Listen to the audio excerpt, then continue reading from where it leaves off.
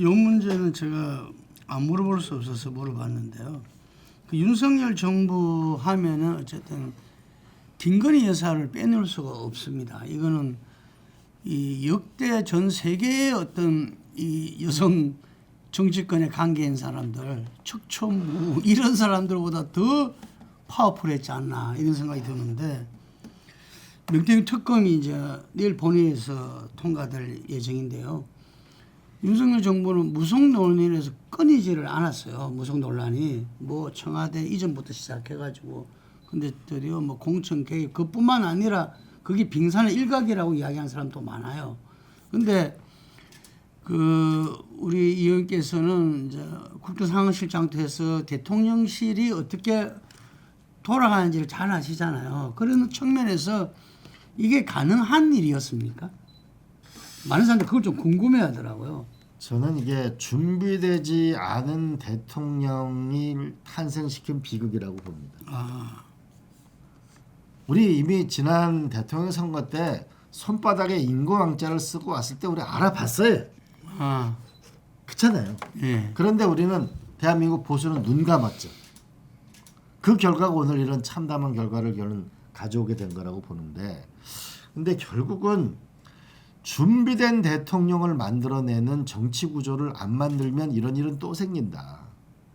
그리고 대통령 후보라는 게 지금 그 국민의힘은 계속 후보를 빌려왔어요. 그렇지 않아요? 예.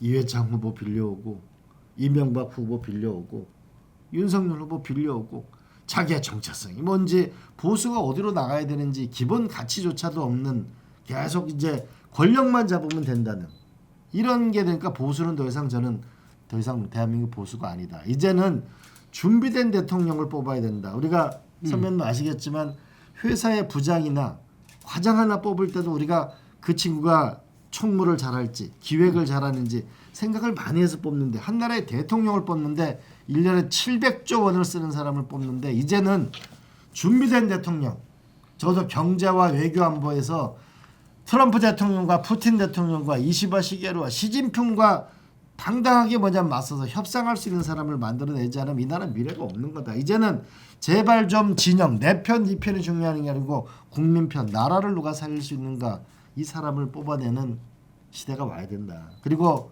이제 대통령 후보는 대통령 후보가 되고 나면 모든 그 사적 인맥이 동원돼 가지고 당을 깔아뭉개는 게 아니고 당의 아들이 당의 딸이 대통령이 되는 후보가 되는 그래서 당과 더불어 진화하는 이런 새로운 시대를 열어야 결국은 나라가 안정된다고 봅니다. 이제 준비되지 않은 대통령은 이제 우리의 발붙이지 못하도록 해야 된다고 봅니다.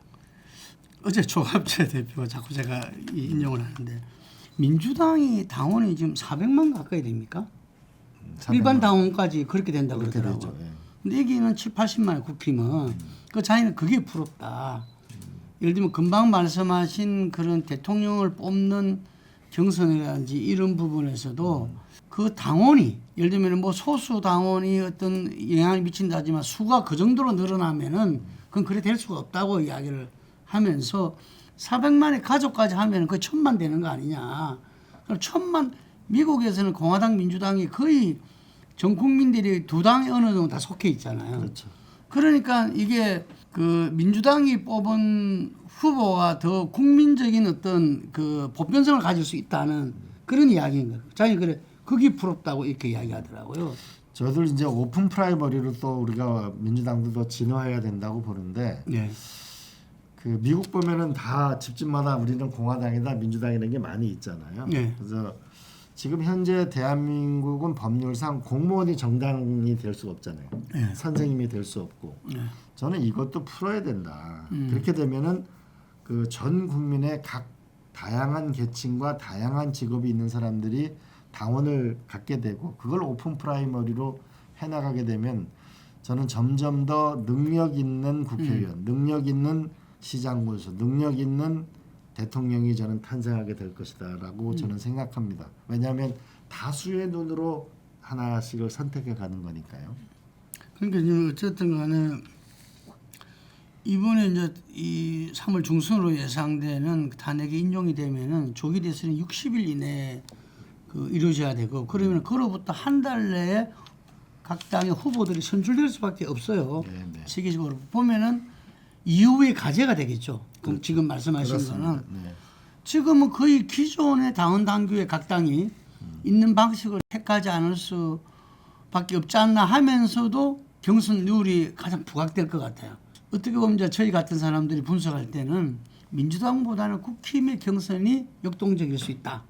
그런데 강건은 경선 룰이다. 이런 이야기를 하거든요. 예, 그게 5대5로 되어 있습니다. 그리고 국민 여론조사 50%도 역선택 방지를 위해서 민주당 지지는 빠지고 자기 당과 무당파만 찍게 되어 있거든요. 그래서 김문수가 될 가능성이 90%다 이렇게 이야기하는 겁니다. 예, 그런데 민주당 같은 경우에서는 지금 어떻게 되어 있습니까? 현재 경선 저희도 5대5죠. 5대5입니까? 네네. 아, 그리고 역선택을 위해서 네네, 국힘은 저희는, 똑같네요. 그러니까. 마찬가지죠. 근데 지금 아마 국민의힘에 고민이 있을 겁니다. 예. 어쨌든 다른 탈당 없이 많은 사람들이 경선에 참여해야 되는데 그때 위기 때 보면은 부산시장 박형준 시장 할 때 보면 그때는 100% 국민 경선을 했잖아요. 그렇죠. 예. 뭐 그런 선택을 할 가능성도 저는 국민의힘이 있지 않을까 이렇게 싶어지는데 민주당은 아마 경선의 룰은 아마 현행대로 될 가능성이 많은데 아마 국민의힘이 그런 100% 국민 경선이라는 변화를 꾀하면 민주당은 어떻게 할지는 좀 논의를 해봐야 되겠습니다. 대체로 같이 가는 경우가 많더라고요. 예. 아무래도 지금 비상 상황이니까 양 비상한 결정이 일어날 수 있는데 그거는 또 좀 다른 문제인데 민주당에 저는 조금 국민 속에 다가가려면 경선을 조금 더 국민들에게 더 다가갈 수 있고 설득력이 높은 그런 경선 방식을 택하면 좋겠어요. 뭐 대의원 구조를 그것까지는 모르겠지만 우리가 전통적으로 이제 뭐 체육관에 모여서 뭐 이렇게 뭐 이런 거 있잖아요. 예. 그거보다는 조금 지금 국민들이 원하는 거는 이 분열된 나라를 어떻게 극복할 거냐. 그리고 하나는 민주주의를 어떻게 확보할 거냐. 하나는 경제와 안보. 아마 4월 2일 날 트럼프 대통령이 각 나라가 이제 예. 견적서를 보고 이제 입장을 정하겠다는 거 아닙니까? 네. 그런 거를 대비했을 때 우리가 좀 더 경제와 안보에서 유능한 민주당이 되려면 믿을 수 있는 민주당이 되려면 어떤 모습으로 경선을 하는 게 좋을지 그것도 같이 한번 생각해 볼 필요가 있지 않을까 싶어요. 어제 윤석열 대통령이 마지막 자기 최후 변론에서 이야기했지만 어쨌든 이 개헌이라는 부분들은 우리가 이 참 젊은 시절에 87년도 호언을 맞서면서 직선제 개헌을 이뤄냈던 세대들인데 이 지금 어느덧 거기 낡은 옷이 돼버리고 그 개헌의 요구는 뭐 역대 국회에서는 지속적으로 이루어져 왔잖아요. 국회 사무총장을 하셨으니까 너무나 잘 아실 건데 그래서 뭐 이번 비상계엄을 통해서라도 이 제왕적 대통령제는 바뀌어야 된다라는 이야기들이 있어요. 그래서 그걸 너무나 잘 아는 우리 의원께서 대한민국 현재 개헌은 반드시 이루어져야 된다 하는 점을 갖다가 조금 설명 부탁드리겠습니다. 저는 뭐 개헌이 이루어져야 된다고 하는 거는 많은 분들의 공통점이라고 봅니다. 그리고 아마 대선의 공약으로 전체 내걸고 아마 결국 개헌이라는 절차에 돌입하게 될 거라고 보는데 근데 저는 근데 좀 이런 생각을 해보게 됐습니다. 국민들은 절대 대통령제를 포기하지 않을 것이다. 그리고 저는 대통령제가 필요하다. 왜냐하면은 우리의 한반도라는 이 지리적 속성 때문에 우리는 미국, 중국, 일본, 러시아라는 강대국의 사이에 있는 나라이기 때문에 푸틴도 대통령을 오래 하잖아요. 예. 보통 중국의 주석은 10년 하잖아요. 예. 그러니까 적어도 대통령이라는 지위를 갖고 할 때 남북 문제를 저는 대처하기가 좋다는 생각이에요. 다만 두 번째로는 대통령의 권력이 너무 집중되는 것은 저는 우리가 이거는 견제할 필요가 있다고 봐집니다. 예. 그런데 저는 조금 다른 각도에서 보게 된 게 대통령이 바뀌면 내 인생이 바뀌나요? 우리는 유능한 대통령을 만들 수 있는 시스템에 고장이 나 있는 거 아닌가 이거 하나. 그다음 두 번째로는 대통령이 바뀌면 국민들이 잘 살게 되나요? 라는 문제에서 예. 이건 제가 부산의 자갈치 시장을 갔는데 어느 그 난전에 있는 그 할머니께서 이러시는 거예요. 내가 질문이 있는데 말씀해 보세요라고 하니까 아니 선거 때가 되면 희망이 있어 투표하고 또 실망하고 선거 때가 있으면 희망이 또 실망하고 왜 이렇게 점점 더 살기가 어려워지냐. 나라는 잘 산다는데 제가 그게 오랫동안 끊이지 않으면서 제가 하나의 결론을 내렸어요. 대한민국 헌법사에는 국민의 4대 의무는 있지만 권리가 없어요. 행복 추구권이라는 걸 이제 분명히 못을 박자. 근데 행복 추구권은 일본하고 한국에만 있는 건데 이거는 그냥 상징적인 거예요. 근데 제가 다른 나라에 전부 이걸 뒤져보니까 노동권, 일자리에 대한 권리, 주택권, 자기 집에 대한 권리, 그다음에 건강권, 그다음에 노후연금, 보육교육권 이게 있는 걸 제가 보면서 구체적으로 있다는 거죠. 예. 그러면서 저는 이제 일자리는 국가가 노력해야 하는 거지만은 적어도 보육교육, 집, 건강보험, 노후연금은 국가 책임자를 하겠다는 걸 헌법에 못 박아야 되겠다. 행복추구권을. 저는 사실 권력구조 중요하지만 그보다 저는 더 애정을 갖고 있는 게 행복추구권을 이거 반드시 해야 된다. 그래가지고 정치인들과 정부의 목표는 일자리가 있느냐 없느냐, 집이 있느냐 없느냐, 보육교육은 확실히 국가가 책임지느냐, 노후연금의 걱정은 없느냐, 건강보험은 훌륭한가, 문화혜택은 있는가. 그래서 제가 국민행복 7가지 7원소 이걸 확실하게 하는 게 저는 그 어떤 것보다 중요하다. 저는 그렇게 생각해요. 왜냐하면 정권 바뀌면 뭐해? 근데 이건 대선 주자들이 다 전부 다 약속할 수밖에 없겠네요. 이걸 마다하면은 저는 이번에 저는 꼭 하고 싶은 게 하나는 헌법 조항에서 계엄이 없는 나라. 뭐 이렇게 전시가 아니고 지 마음대로 생각해가지고서 사변이나 뭐 이런 계엄이 없는 나라 만드는 거. 두 번째로는 국민 행복 추구권을 명확하게 내용을 해가지고 앞으로 정치인은 국민 행복 지표로 평가받고 낙선될 것이다. 쓸데없는 내 시간을 보내지 마라. 그다음에 세 번째로는 노무현 대통령이 꾸민 행정수도 저걸 꼭 좀 갔으면 좋겠다. 그리고 여의도를 그 싱가포르가 이 적어도 홍콩을 넘어설 수 있는 국제 금융지기로 확실히 바꿔주자. 그러면 여의도 국회에서 옮기면 저게 6조 원이거든요. 공시지가가. 그러면은 저기 고도 제한을 다 풀면은 그렇잖아요. 여의도 그 광장부터 전체가 저쪽에 다 풀어서 국제 업무지기를 확실히 해주자.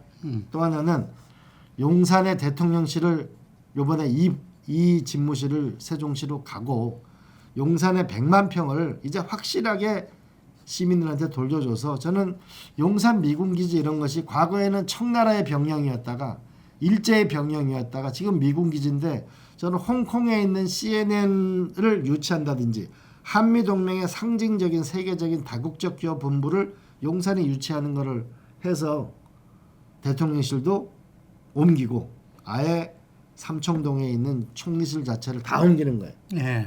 그러면 차기 대통령 당선자가 살 집이 세종시에 없잖아요. 그러면 총리 공간하고 총리 공간 뒤에 가면은 안가 두 채하고 대통령 실장 집이 있거든요. 그걸 써가지고 행정 수도도 지방도 살리고 하나는 여의도를 국제금융지구로 용산을 미래 도시로 확실히 만들어야 된다. 이거를 꼭 좀 했으면 좋겠어요.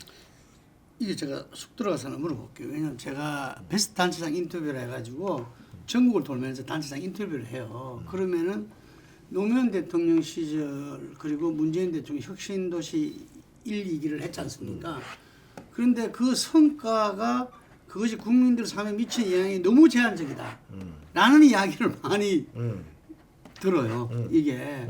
그러니까 이게 인플라가 제대로 구축이 안 돼 있고 사람들이 행복 지수가 지방이면 아예 그 부분을 닫아버린다는 거예요, 이게. 그래서 이 문제를 어떻게 해결할 것이냐 해서 그 박형준 부산시장 같은 경우는 수도권하고 PK를 중심으로 한 이렇게 서로 양극 체제를 갖다 이래도 어제 보니까 그 김기정 그 강주지사하고 김경수 이 전 지사가 만나가지고 5극 체제 이 남한을 이런 이야기도 하고 그랬더라고요. 그래서 이제 어쨌든 그걸 갖다가 좀 잘 아실 거니까 이 세종시로 이전하는 문제도 결국은 대한민국 전체가 제대로 잘 살기 위해서 말씀하시는 당연하죠. 거 아니죠?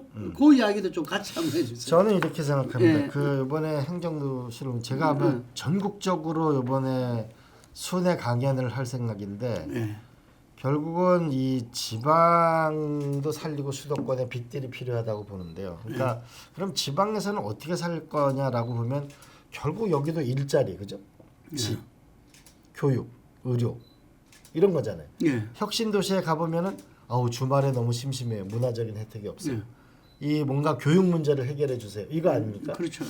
그래서 제가 계속 생각을 해봤습니다. 도대체 일자리, 집, 교육 이것을 해결하는 방법이 뭘까라고 보면은 이제 AI 혁명은 공간 혁명을 가져오기 때문에 어디서 혁신적인 일자리와 집과 교육 문제를 해결할 수 있는가를 찾아낸 게 제가 전국에 있는 대학교입니다.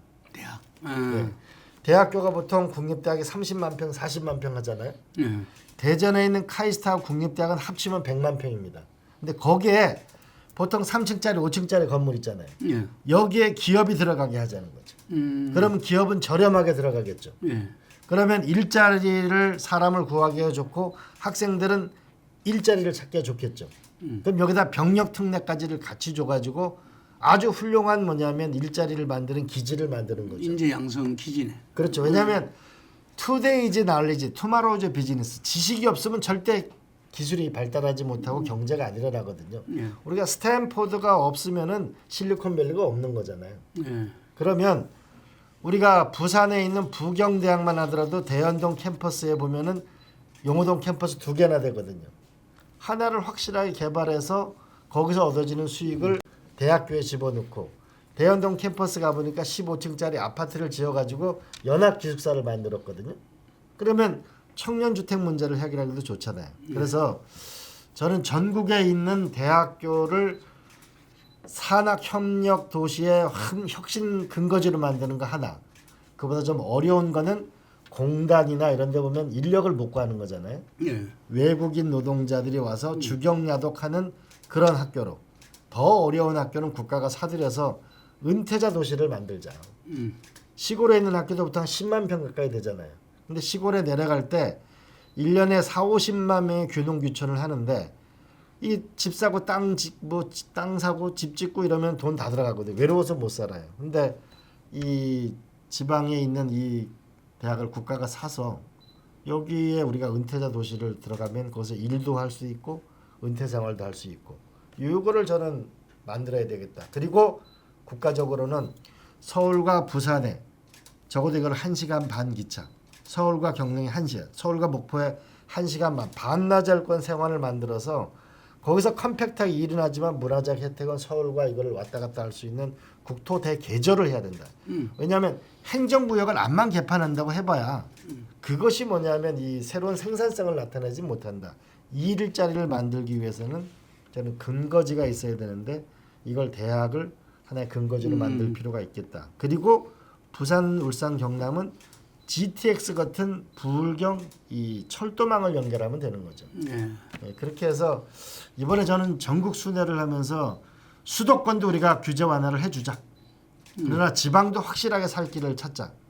그래야만 미중 패권 기술 전쟁의 시간을 놓치지 않고 우리가 살아갈 길을 찾는다. 그래야 젊은이가 살 수 있고 연세 드신 분도 저는 부담 없이 살 거라고 생각합니다. 저는 이걸 아주 확고히 관철시키려고 그래요. 역시 당대 아이디어맨입니다. 이게 그 대한민국 국가 발전 전략을 저는 이 지도자들이 내놔야 된다고 보는데 그걸 갖다가 지금 이제 이렇게 비전을 갖다 이렇게 연걸고 계시네요. 제가 이제 네. 혁신도시도 해봤고 기업도시도 해봤고 원주의 혁신도시 기업도시 2개 다 있어요. 네. 제가 지역구에 있었는데 원주가 그렇죠. 네. 원주가 그렇습니다. 네. 그다음에 제가 평창 강원도 평창에는 네. 그 제가 평창 동계올림픽을 유치하러 동계올림픽은 전부 시골 마을에서 있잖아요. 눈이 많이 내리는 데서 있으니까. 그러니까 네. 유럽에 가보니까 5만 10만 도시가 정말 잘 사는 도시가 많은 거예요. 예. 거기서 제가 발견한 걸 보니까 역시 좋은 대학이 없이는 안 일어나는 거예요. 그 네덜란드 바이닝햄이라는 데를 가니까 인구가 4만 명밖에 안 되는데 세계적인 농과 대학이 있으니까 식품 하나로만 70조 원을 하는 거예요. 그래서 제가 서울대 농생대 그거를 90만 평을 유치해 봤거든요. 거기서 제가 또 오류를 발견하게 됐고 또 하나 이제 그 찾게 된 거는 제가 판교가 지역구였잖아요. 예. 분당 가보니까 분당이 김대중 대통령, 노무현 대통령이 IT에 맞는 특화된 도시를 만들었는데 이게 170조 원을 하거든요. 예. 인구 350만인 부산이 120조를 하거든요. 예. 근데 이게 가보니까 40만 평밖에 안 돼요. 컴팩트 도시가 온다. 컴팩트 시티가 온다. 여기서 앞으로의 과거에는 농경 시대는 논이 부가가치를 냈다면 산업화 시대는 공장이 부가가치를 냈다면 후기 산업 시대는 빌딩이 부가가치를 냈다면 앞으로는 컴팩트 시티 도시 자체가 부가가치를 낸다. 그러면 AI 시대에 맞는 거는 이 대학 하나하나가 수십만 평씩이 있고 젊은이가 있고 여기에 우리가 국가 돈이 들어갈 게 없어요. 왜냐하면 도시계획만 새로 하면 되니까. 그렇잖아요. 이거를 저는 꼭 하려고. 그 꿈과 비전을 좀 국민들한테 제대로 알려야 될 것 같아요. 좀 많이 알려주세요. 네, 아니 지금 내일이 없다고 지금 다들 절망해 있는데, 예, 그래서 지금 현안 하나를 또 안 줄 수 없네요. 의료대란은 어떻게 가야 된다고 우리 의원님 보십니까? 요새 보면은 그 부고장이 굉장히 많이 자주 온다는 느낌이 있잖아요. 그럼요. 예. 제가 볼 때 뭔가 이 대부분 폐렴으로 연사되신 분이 많이 돌아가시는 예. 것 같은데 의료 체제에 지금 구멍이 나 있는 거라고 봅니다. 근데 저는 전공의들이 제가 많이 가봤는데 쉽게 돌아오지 않을 것 같아요. 그래서 저는 빨리 내년도에 의과대학 정원은 몇 명으로 한다라고 하는 예측 가능한 걸 안 만들어주면은 저는 전공의가 쉽게 돌아오지 않을 거라고 봅니다. 그다음에 두 번째로는 어차피 이제 임상의가 다 이렇게 많아서는 곤란하잖아요. 스탠포드 가보니까 의사이면서 공학자가 많더라고요. 그래야 결국은 미래 산업으로 나가는 거니까. 그래서 의사 공학자 부분의 길을 열어줄 수 있는 좀 더 그 길도 좀 필요했는데 우선적으로는 내년에 몇 명이 의대 정원이 된다는 것을 저는 빨리 합의해서 발표하는 것이 저는 중요하다라고 생각합니다. 윤석열 대통령이 근거도 알 수 없는 2,000명을 이야기해가지고 그 이후에 정말 치료 못 받아서 돌아가신 분이 한 6,000명이 달한대요. 이게.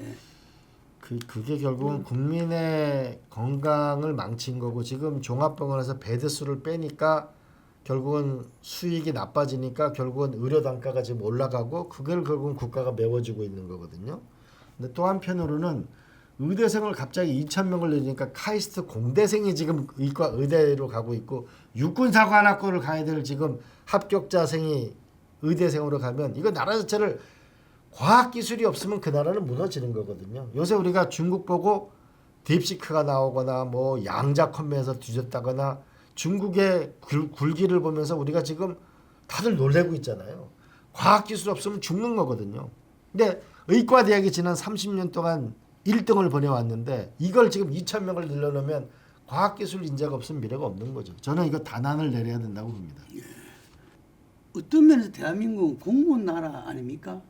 그 이양이 뭐 좀 줄어들었어도 상당히 공무원들이 많은 역할을 해왔다. 지금도 하고 있다 이러는데 과연 대한민국 공무원을 믿을 수 있느냐. 의료대란이 발생했을 때 의대 2,000명 정원을 할 때 교육부와 보건복지에서 누구 하나 그것을 갖다가 안 됩니다 한 공무원이 없었던 걸로 알고 있어요. 이게 그래서 이 우리나라를 여러 이 문제점을 지적하는데 이 관료의 문제점 이건 아마 이 정권을 안에서 그 일을 하셨기 때문에 누구보다도 잘 하실 건데 정치권의 문제뿐만 아니라 이런 공무원 관료의 이 문제도 사실은 뒤에 숨어 있는 것 같아요.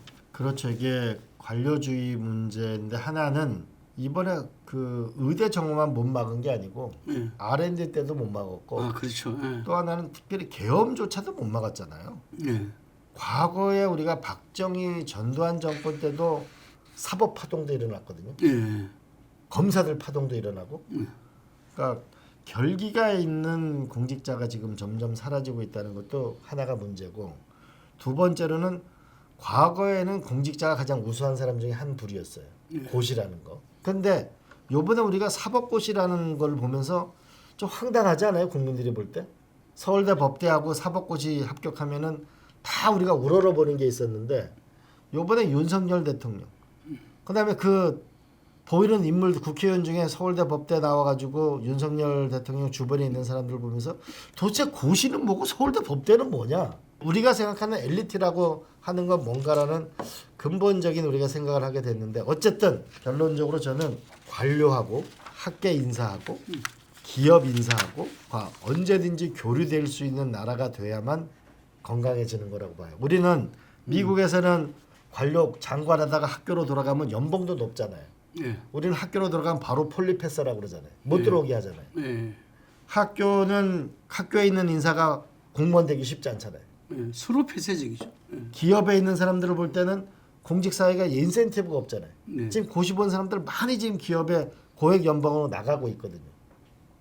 그러면 대한민국 결국은 이게 최고의 엘리트 미국과 경쟁해서 이길 수 있는 공직사회가 돼야 되는데 공직사회가 너무 시험만으로 보는 거 말고 민간에 있는 학계나 기업인이나 이들이 뭐냐면 함께 국가를 구성할 수 있는 원리 자체를 시스템을 짜야 된다. 그런 면에서 저는 전리품 정치를 끝내야 되는 거죠. 아름아름 쓰는 거 있잖아요. 아름아름. 응?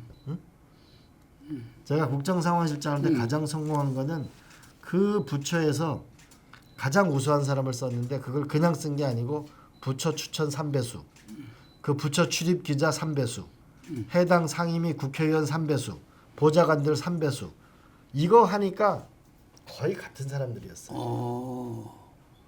거기서 국정상황실에 김경수 지사, 그다음에 전재수 의원, 박남춘 우리 인천시장, 구윤철 장관, 성윤모 장관, 문승욱 장관 다 거기서 나왔거든요.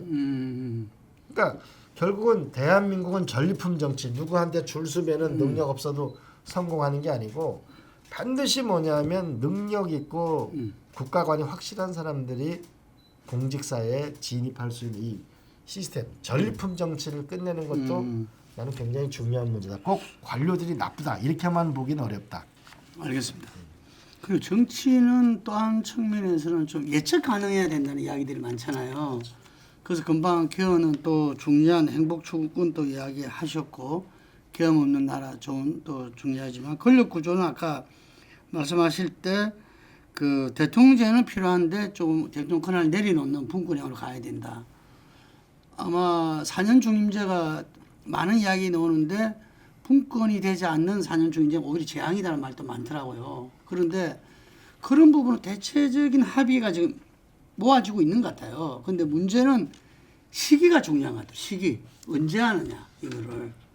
시기는 저는 제일 좋은 시기는 그 윤석열 대통령이 있을 때 내년도 지방선거 때 임기를 단축해서 개헌을 하고 빨리 대통령직에 물러나는 게 나라를 위해서 좋다고 했는데 그렇죠. 그거 안 하고 있다가 어제 헌법재판소에서 한다고 그랬는데 제일 좋기로는 저는 이번에 다 공약을 하고 사실 저는 더 좋은 거는 이번에 몇 개만 하고 권력구조 문제는 논의를 해서 그 다음번 지방선거 때 같이 하는 것이 좋겠다. 왜냐하면은 대통령 권력과 지방선거는 행정 대 행정 권력이잖아요. 그렇죠. 그러니까 행정과 국회의원 시기에 같이 해버리면은 이거는 국회하고 대통령이 같은 권력을 몰표를 받을 수 있잖아요. 예. 그건 좀 적합치 않은 거고. 견제를 위해서라도 그건 따로 하면 좋겠다. 그렇죠. 왜냐하면 행정 대 행정으로 일어나되는 게 나으니까 적어도 이번에 할 수 있으면 저는 좀 일부 하고 왜냐하면 투표용지에다 하나만 더 그리면 되니까. 국민투표를.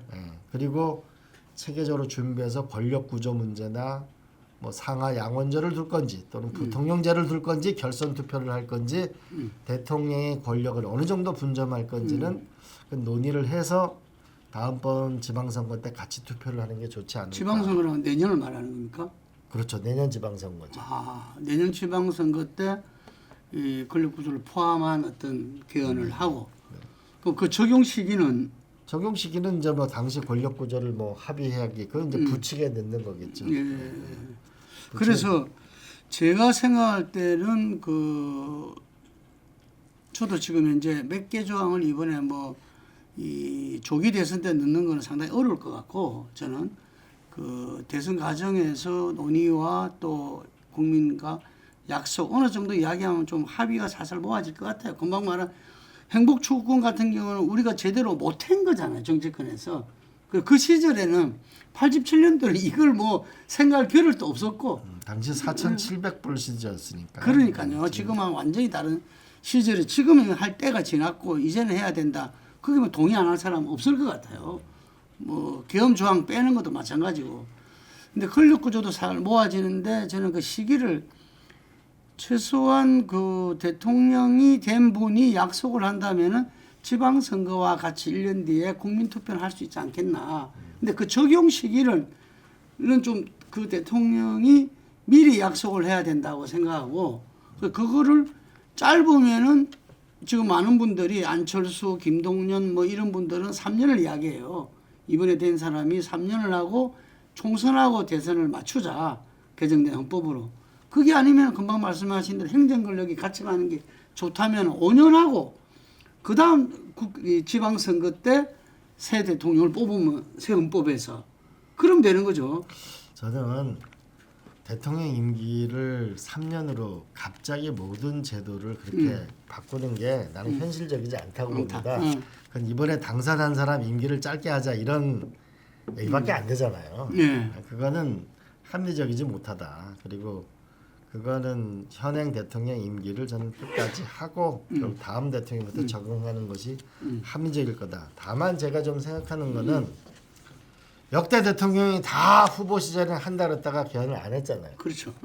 그러면 뭔가 작은 문이라도 한번 열어보면 과거 87년도에 41일 만에 헌법 개정을 했거든요. 그럼 탄핵이 인용이 딱 되면 60일 있거든요.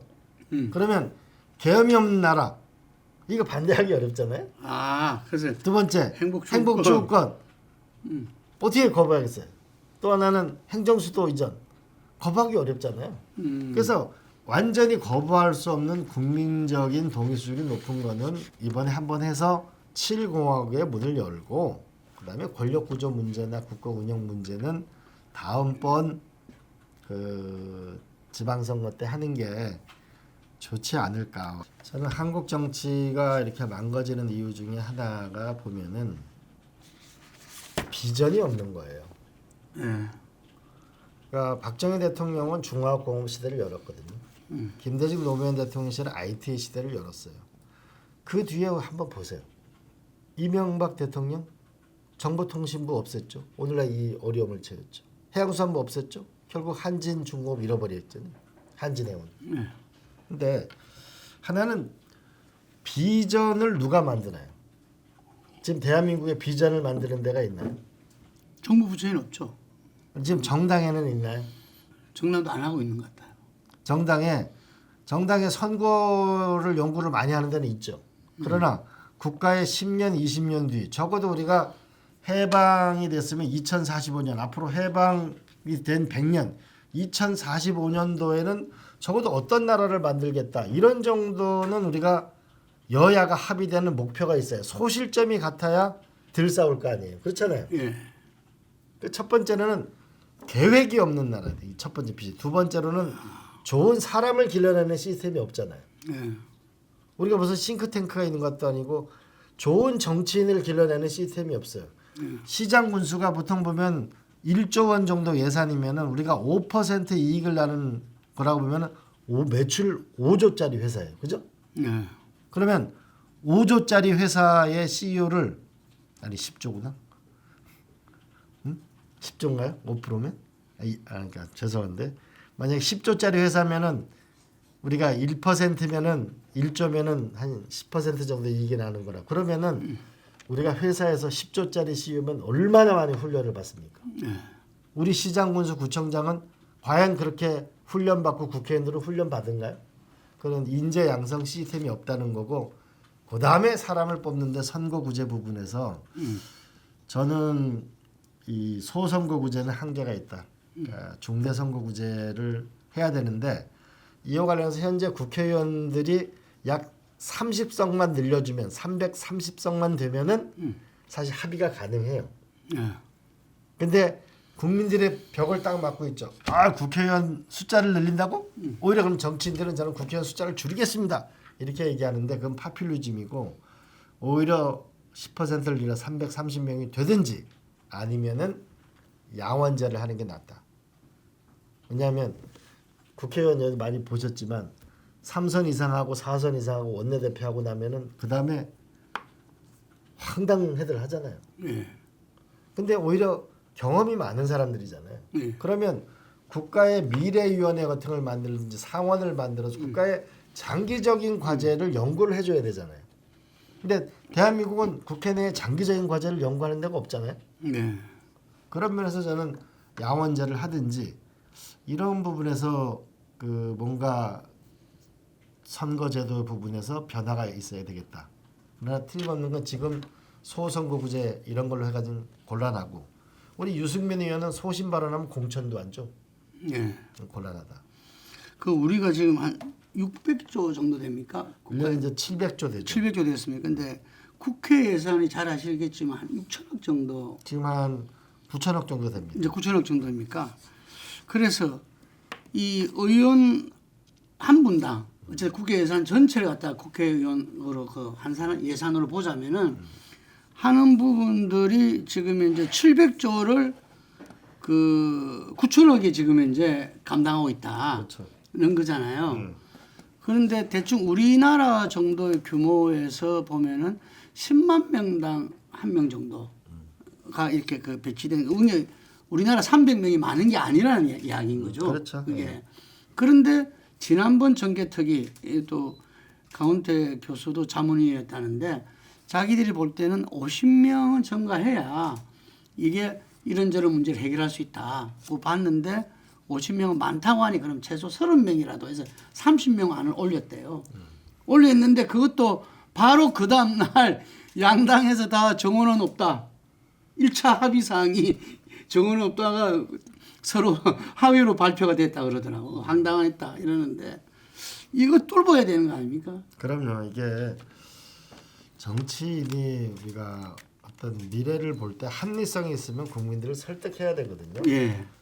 우리가 노무현 대통령을 우리가 높게 보는 것은 한미 FTA를 할 때 얼마나 지지자로부터 반대가 많았어요. 그렇죠. 예. 한미 FTA면 나라 망한다고 그랬잖아요. 그죠? 근데 결국은 지금 500억 불 흑자가 나가지고 지금 트럼프 대통령이 한미 FTA 협상 새로 해야 된다고 그러고 있잖아요. 결국은 미래를 보는 안목을 가지면 그걸 가지고 국민들을 설득하는 게 정치인이 돼야 되는데 지금은 국민들을 쫓아가고 있는 거죠. 우리가 단적으로 보게 되면 반값 대학 등록금이 언제 나왔는지 아세요? 아유, 10몇 년 전에 나오지 않았어요? 한참 전에 우리 이명박 정권에 보수 정권에서 나왔어요. 예. 대학 등록금 동결 이런 거. 그러다 보니까 20년 동안 이러고 있다 보니까 대학 교수분들이 좋은 대학 교수가 또 안 들어오고 있잖아요. 예. 그러니까 조금 우리가 그 진보는 진보 색깔을 보수는 보수 색깔을 좀 가야 되는데 지금 보수는 완전히 극으로 넘어가고 있고 그래서 저는 이번에 중도 보수의 색깔 합리적인 진보 합리적인 보수 그다음에 결국은 중도로 수렴하는 거거든요. 예. 그러니까 새는 좌우의 날개로 난다고 하지만 사실 몸통이 있어야 좌우로 나를 거 아니에요. 맞네요. 예. 그러니까 결국 중도가 강한 나라를 만들어야만 이 나라가 앞으로 간다. 그러면 이 중도가 탄탄한 구조를 만들려면 결국 아리스토텔레스가 얘기한 거는 중산층이 강한 나라, 하나는 중간층의 정치 참여가 많은 나라인데 중산층과 중간층이 많이 탄생할 수 있는 정치 시스템이 나와야 결국은 그 선거구제가 훌륭한 선거구제가 되겠죠. 우리나라는 소선거구제 보니까 한 표만 많아도 그쪽이 되면 나머지가 다 사표가 돼버리잖아요. 그러니까 이 선거를 한 사람들이 정치적 효능감을 반 이상은 가질 수가 없는 그 선거제라는 거죠, 이게.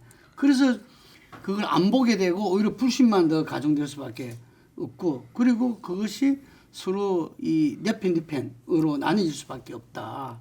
그렇죠. 그리고 이제 선거제뿐만 아니고 그 대통령 선거도 마찬가지잖아요. 네. 이번에 24만 7천 표 이겼는데 지면은 바로 감옥 가는 거잖아요. 그러니까요. 이게. 그러니까 감옥 안 가려면 결국 또 죽기 살기로 네. 대통령 선거 끝나는 날이 다음 대통령 선거 하는 날이야. 이 구조를 깨지 않으면 끝없는 권력 투쟁이 연상이죠. 그래서 저는 이렇게 물어죠. 왜 권력? 정당은 목적이 뭐예요? 권력을 잡는 거래. 권력을 왜 잡아요? 국민을 잘 살게 하려고 권력을 잡는 거잖아요. 근데 지금은 권력을 잡는 게 목표야. 이 구조를 결국 우리가 깨는 걸 해야 된다. 그래서 저는 행복추구권이 처음에는 반대하지 못할 겁니다. 그러나 헌법에 넣어놓고 그걸 세부 법률로 하면은 정치인들 견디지 못할 거다. 저는 매년 1년에 한 번씩 대통령부터 저기 시장군수 구청장까지 전국 기초단위까지 일자리가 늘었냐 줄었냐 보육교육이 늘었냐 좋아졌냐 이거를 매년 대학 평가할 때 난리 나잖아요. 왜 기업인은 적자가 나면 쫓겨나잖아요. 그렇잖아요. 매년 주주총회 하는 거 아니에요? 대학 교수는 논문으로 평가받는데 정치는 도대체 뭘로 평가받냐고. 말 잘하는 거? 시끄럽게 하는 거? 그게 아니고 성적표를 확실하게 매겨야 된다. 그냥 행복추구권이 헌법에 있는 게 아니고 세부 법률로서 평가받아서 1년에 한 번씩 하면 여의도 정치권 정신없을 거예요. 싸움질할 시간도 없어요. 여기 송기섭 진청우 군수가 행복추구권에서는 제가 보면 기초단체 중에서 1등인 것 같아요. 금방 말한 대로 일자리, 정말 그 삶의 질을 갖다가 높였다. 그 조그만 군에서. 그러니까 그런 부분들이 평가의 기준이 되지고 해야 되는데 지금은 각 당 공천이 기준이 돼버리잖아. 그래서 이제 아들의 성적표가 엄마 부모의 성적표는 아니지만 국민의 삶의 질은 정치인의 성적표가 돼야 돼요. 그래서 1년에 매년 공개하면 저는 정치인들 쓰러질 거라고 봅니다. 아마 일 하지 않으면 못 견딜 거예요. 그래가지고 제가 이런 얘기하면 많은 국민들은 그래요. 제발 그렇게 됐으면 좋겠어요. 또 정치인들한테 하면 그럼 너무 피곤할 텐데. 근데 제가 국회의원 시절에 이제 기재부도 삶의 질 지표를 만들고 있어요. 그래서 한국은행 이창용 총재도 삶의 질 지표를 만들고 있어요. 재정경제원도 만들고 있어요. 저는 이런 삶의 질 지표를 이제 만들어서 통계로 법률로 정해서 매년 발표하는 걸 해야 된다. 그래야 국민들이 발 뻗고 삽니다. 네. 저는 그게 진정한 정치 개혁이라고 봅니다. 앞에도 얼핏 이야기하셨지만 어쨌든 간에 지금 이재명 대표의 중도 보수 정당론은 이슈 메이킹은 대단한 성공을 했다 보여지고 한국 사회에서 정말 조금 이렇게 제대로 우리가 짚어야 될 문제 제기를 했다 이렇게 보고 있습니다. 근데 아까도 제가 잠깐 이야기를 드렸지만 그 부분에 대해서 정말 우리가 이건 고민해야 된다는 부분을 우리 의원께서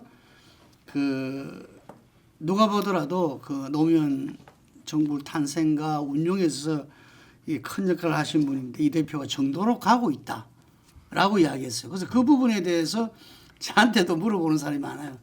이 의원님께서 말한 정도로 가고 있단 말이 뭔 말입니까? 이렇게 물어보는 사람이 많아요. 좀 거기에 대해서 이야기 좀 부탁. 지금 현재 국민의힘이 극우화되고 있는 것이죠. 보수가 저는 아니라고 봅니다. 그래서 건전한 보수의 확실한 이쪽 길을 가야 된다. 합리적 보수죠. 그다음에 진보의 합리적 진보를 가야 되는데 그걸 통합시키는 게 결국은 저는 중도라고 보는데 그러면서 예를 보게 되면은 반도체법 통과시켜야죠. 네. 그런데 주 52시간 문제가 쟁점이 되면 이건 뒤로 미루는데 대타에 필요한데 우리가 스탠다드가 있게 서양에서는 일정한 연봉 이상은 주 52시간에 제약을 안 받거든요. 또는 소프트웨어 인력이라든지 IT 인력이라든지 전문직 같은 경우에는 제외되고 있거든요. 이런 걸 해줘야 미중 패권 기술 전쟁에 싸워 나갈 수 있을 거 아니에요. 그래서 저는 이걸 좀 민주당의 이재명 대표의 변화를 저는 민주당이 좀 도와줘야 된다. 두 번째, 상속세 문제에서 중산층이 집 하나 갖고 있잖아요. 대체로 애들 공부시키고. 근데 이분이 이걸 팔 수가 없어. 팔면 세금이고 더 현재 어려운 거는 자식한테 물려줄 수도 없어요. 그래서 이거는 이번에 세액공제를 늘려서 16억까지는 우리가 물려줄 수 있도록 상속세 부분에서 개편이 필요하다. 나 이거 잘하는 거라고 봅니다. 민주당이 세금 빼둬서 나눠주는 정당이 아니고 중산층을 확실하게 키울 수 있는 정당이다라고는 자기 길을 확실히 가야 된다. 그리고 합리적인 보수의 정책도 받아야 된다. 또 하나 말씀드리면은 우리가 에너지 문제에 있어서도 진보 보수 한번 지금 보세요. 문재인 정부 시절에 원전하면 나쁜 사람들이었어요. 네. 윤석열 정부 들어서고 나와서는 뭐냐면 신재생하면 다 사기꾼 취급을 받았어요. 네. 그러다 보니까 에너지 정책이 지금 8년 동안 표류하고 있는 거예요. 그런데 러시아 우크라이나 전쟁을 보니까 러시아로부터 에너지 수입을 못하니까 독일 경제가 그냥 무너지는 거잖아요. 유럽 경제가. 그럼 에너지가 보수의 관점에서 보면은 안보적 측면이 있는 거고 진보적 관점에서 보면 탄소 중립이라는 게 있지만 결과적으로 보면 경제성이 있어야 될 거 아니에요. 전기값이 싸야 기업한테는 경쟁력이 생기는 거고 서민들한테는 복지 문제가 되는 거죠. 전기료가 지금 유럽에서 한 달에 100만 원씩 나오고 이러면 곤란한 거잖아요. 그런 면에서 저는 제발 좀 이제 산업화 시대에 좋은 성과를 얻었습니다. 10위가 됐지만 이제 대한민국은 경제가 침몰하고 있습니다. 민주화 성과 좋습니다. 그러나 이제 대한민국은 전 세계 갈등 국가 2위 국가가 됐습니다. 이제 그 산업화 민주화에 빛나는 성과를 얘기했던 그 성과는 과거의 것이고 새로운 미래를 만들려면 저는 창조적 파괴가 있어야 된다. 근본적인 변화가 있어야 된다. 그것은 새는 좌우의 날개를 달지만 몸통이 중도가 중요한. 우리가 몸으로 봐서도 허리가 제일 중요한. 허리가 강한 나라. 네. 그렇죠. 허리가 강한 게 중요한 거죠. 이게 그 지금 민주당으로 보면은 뭐 비명계 주자들 이른바 신상김 뭐 이러면서 이런 것들이 언론 보도에 굉장히 나오고 하는데 그 거기에서 메시지가 상당히 이제 제가 볼 때 좀 불만이에요. 거기에서 이 뭐 이재명 현재 대표가 독주하고 있다 아니다. 뭐 지난게 상처 입은 사람을 포용해야 된다. 뭐 어떻다. 이게 머물고 있다는 이야기죠. 지금 말한 대로 지금 국민들이 바라보는 건 그게 아니거든. 오늘이 너무 힘들기 때문에 내일이 희망이라도 달라 이건데 어떤 면에서는 이재명 대표 발목 잡는 걸로 보이고 또 이재명 대표도 거기에 대해서 아까 말했던 당의 힘을 못 받아서 어쩌든지 이 이야기 메시지와 실제로 실천이 강하게 못 나가고 있어요. 예를 들면은 거기에 대해서 어떻게 보고 계십니까? 저는 그 국민들한테 지금 정치권의 이합 집산이 그렇게 무슨 관심이 있을까요? 난 그거보다는 대한민국 주식 시가총액이 5천만이 땀 흘린 주식 시가총액이 엔비디아 한 회사의 주식 시가총액보다도 못한 이 굴욕을 우리가 어떻게 이겨낼 건가? 이 반도체 전쟁에서 지면은 무너지는 거잖아요. 이 싸움을 어떻게 해나갈 건가? 그리고 집 문제를 집을 하나 사는데 젊은이들이 20년을 꼬박 저금해야 집을 사면 이건 나라도 아니다. 내가 이런 얘기해요. 이렇게 뭐냐면 애 영어학원 보내는데 50만 원, 100만 원 드는 나라를 가지고 1년에 초중고등학교 예산을 100조를 쓰는 나라면 국민들 세금 내지 말자. 이 정치를 근본적으로 지금 바꾸는 패러다임의 대전환이 있어야 된다. 이제 옛날 생각으로는 못 살아남는다. 이 산업화 민주화의 빛나는 성과 그건 옛날 얘기다. 이제 그 과거와 결별을 해야 된다. 이제 우리가 국민의 삶을 지키는 쪽으로 확실히 나아가고 미중에 한번 이번에 트럼프 대통령이 하는 거 봐요. 그린란드 내놔. 파나마. 안 돼. 우크라이나 푸틴 협상하는데 우크라이나를 빼고 전쟁 협상을 하네. 그리고 6월 10일 날 캐나다에서 G7이 열리는데 그때 푸틴 대통령을 초청했거든요. 거대한 국제 정세 변화에 우리는 어떻게 살아갈 건가? 여기에 지금 우리가 골몰하고 그 분야에서 우리가 어떤 정책을 갖고 어떤 비전을 같이 갖고 새로운 나라를 만들 건가? 이런 얘기가 많았으면 좋겠어요. 그러니까요. 그 이야기가 정치권 뉴스에는 뭐 아예 없어요. 지금 그런 부분들이 그나마 그래서 숨통을 태운 게 저는 이재명 대표다 이렇게 그 오랜만에 저는 평가하고 있습니다. 이재명 대표를. 저는 그 이번에 상속세 문제 저는 잘한 거라고 봐요. 예. 반도체 문제도 주 52시간 문제를 반도체법 먼저 통과시키고 52시간 문제 별도 논의 기구를 해서 사회적 합의를 하나씩 해나가고 국민연금도 이거 개혁을 해야 또 다음 단계로 갈 거 아니에요. 그런 면에서 저는 이제 국가적인 아젠다가 핵심적인 논점이 되고 그리고 그 저는 중도 보수라는 이 타겟팅을 해서 한 거는 저는 잘했던 거라고 봅니다. 이제 앞으로는 좀 더 구체적이 돼야 되고 실천해야죠 이제. 뭐 이낙연 총리가 이야기하는 거는 하고는 좀 다르지만 어쨌든 윤석열, 이재명이 그동안 나라를 너무 지체하게 하고 격렬한 그걸 갖게 했으니 한쪽이 이제는 이 퇴장하니 한쪽도 퇴장하고 새롭게 좀 열어 나가자. 뭐 긍정적으로 보면 그런 이야기를 하고 있는 거예요. 그런데 지금 이재명 대표가 대통령 돼도 저는 문제예요. 저는 제가 듣고 있는 사람들로 보자면 대통령 되는 순간부터 재판받아라고 피자 대통령이라고 격렬하게 될 것 같아. 그러면은 나라는 소는 누가 키우냐 말이 있을 정도로 그게 걱정인 거죠. 이게. 그래서 제가 51대 49의 피 흘리는 민주주의를 극복하고 7대 3의 대한민국으로 가야 된다. 그렇죠. 7대 3이라고 하는 건 무엇이냐? 현재 불법 계엄에 반대한다 70% 그렇잖아요. 그렇죠. 서부지법 폭력에 반대한다 70% 되잖아요. 그 다음에 탄핵의 찬생 여부는 60% 50에서 60% 되는 거죠. 그렇잖아요. 그 다음에 민주당의 지지도는 40% 되는 거죠.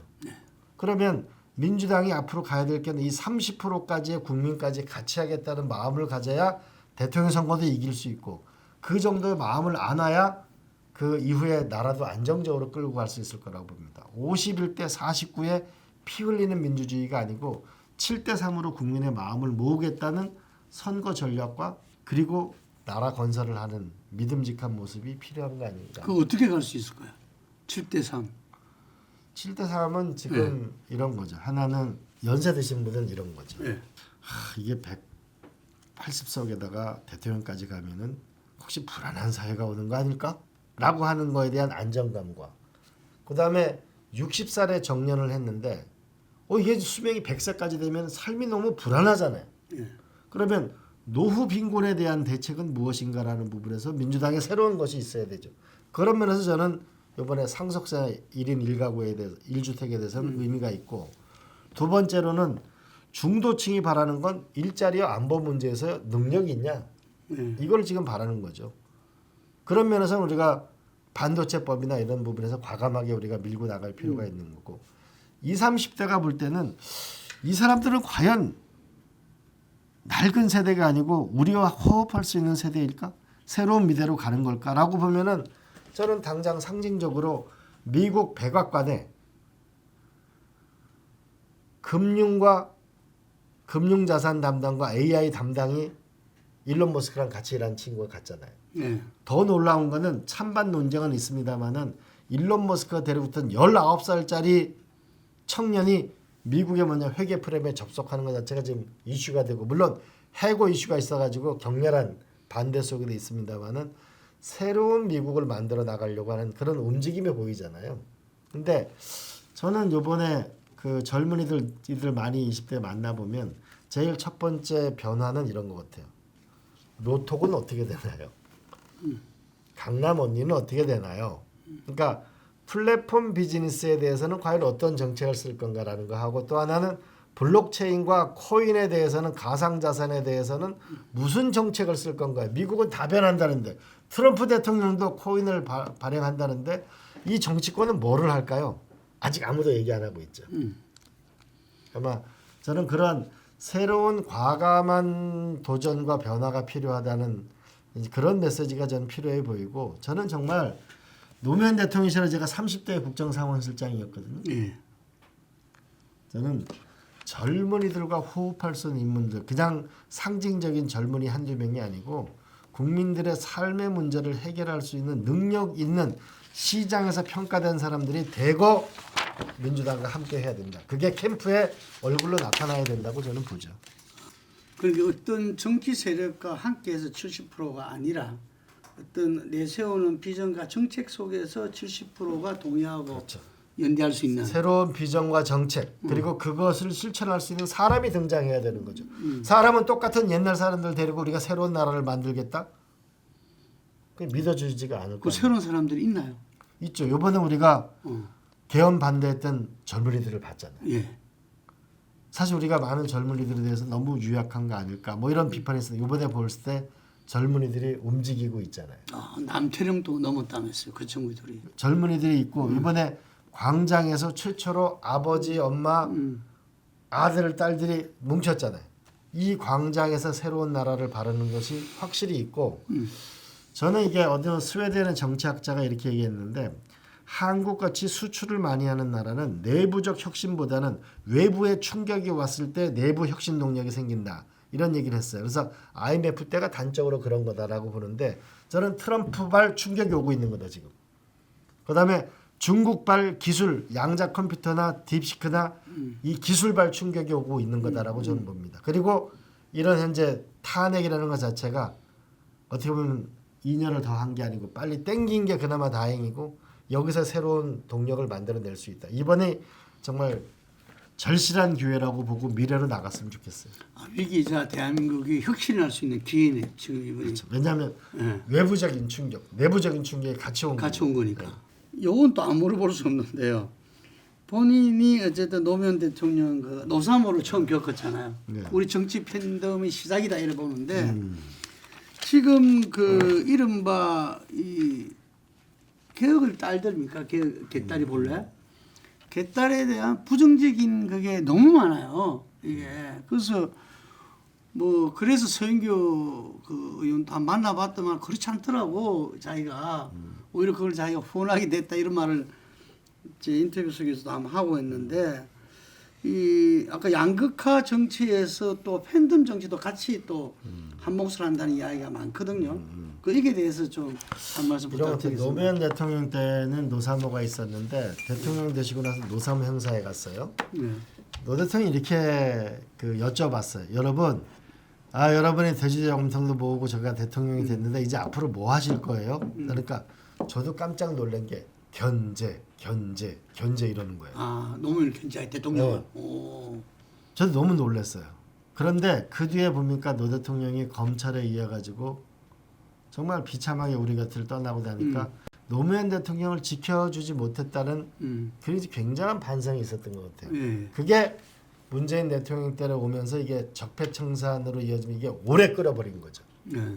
적폐청산을 오래 끌다 보니까 이 결국은 이 세상은 항상 운동의 법칙이 있는데 작용과 반작용의 법칙이 있는 거죠. 이게 결국은 양극단을 형성하는데 서로를 위한 존재를 인정하지 않는 거니까. 그런 이야기 보수에서 다 하더라고. 예.